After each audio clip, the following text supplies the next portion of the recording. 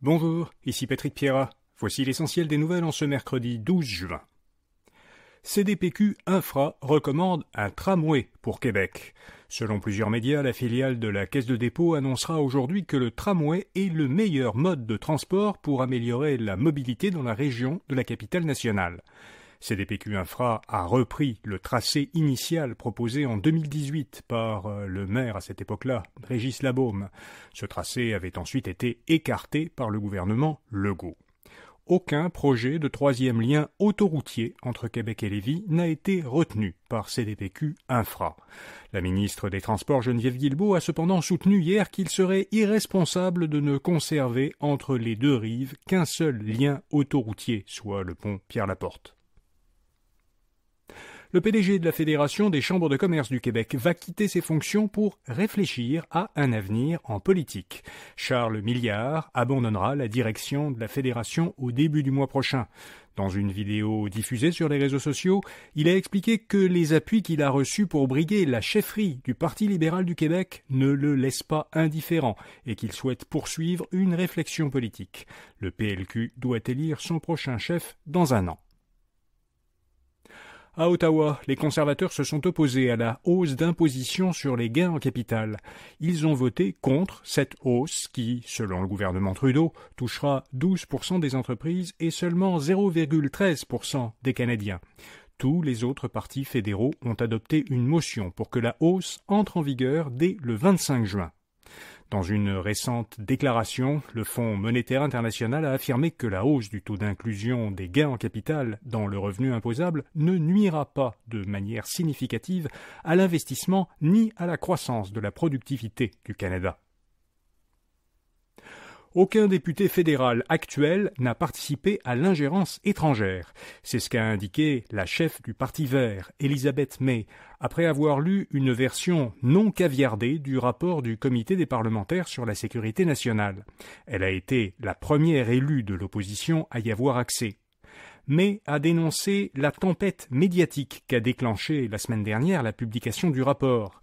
En effet, la version caviardée laissait entendre que des députés et des sénateurs avaient sciemment collaboré avec des acteurs étatiques étrangers. Or, selon Elizabeth May, le rapport ne mentionne que le cas d'un ancien député. Le Canada va se retirer d'Irak. Le gouvernement fédéral a confirmé à Radio-Canada une information révélée par un média irakien. Au printemps prochain, Ottawa fermera son ambassade en Irak et mettra fin à sa mission contre le groupe armé État islamique. Selon un porte-parole du gouvernement, ce retrait d'Irak est lié aux réductions budgétaires annoncées l'an dernier. Ottawa s'est engagé à diminuer ses dépenses de 14 milliards de dollars au cours des 5 prochaines années. Un haut gradé de l'armée canadienne avait dit à la presse qu'un retrait d'Irak permettrait par ailleurs d'envoyer davantage de soldats canadiens en Europe, près de l'Ukraine. Aux États-Unis, le fils de Joe Biden a été reconnu coupable de détention illégale d'armes à feu. Hunter Biden a été jugé coupable d'avoir menti en 2018 dans des documents fédéraux nécessaires à l'achat d'une arme et d'avoir détenu l'arme illégalement pendant 11 jours. Il est le premier enfant d'un président américain en exercice à être reconnu coupable d'un crime. Le fils du président encourt jusqu'à 25 ans de prison, mais comme il s'agit de sa première condamnation, cette peine maximale semble peu probable. La date de la condamnation n'a pas encore été fixée. La Banque nationale offre 5 milliards de dollars pour acheter la Banque canadienne de l'Ouest. La Banque nationale, dont la capitalisation boursière est d'environ 16 fois celle de la Banque canadienne de l'Ouest, qui est aussi cotée en bourse, explique qu'une telle acquisition permettrait de réunir deux banques complémentaires. Pour se réaliser, la transaction doit encore être approuvée par 2/3 des actionnaires de la Banque canadienne de l'Ouest, dont le siège social est à Edmonton, en Alberta. La transaction serait en partie financée par la Caisse de dépôt et placement du Québec. Déjà actionnaire de la Banque nationale, la CDPQ y investirait 500 millions de dollars. Sophie Brochu entre au CA d'une multinationale française. L'ancienne PDG d'Hydro-Québec siège désormais au conseil d'administration de l'entreprise française Saint-Gobain. Cette multinationale de 160 000 salariés a enregistré l'an dernier un chiffre d'affaires de presque 80 milliards de dollars.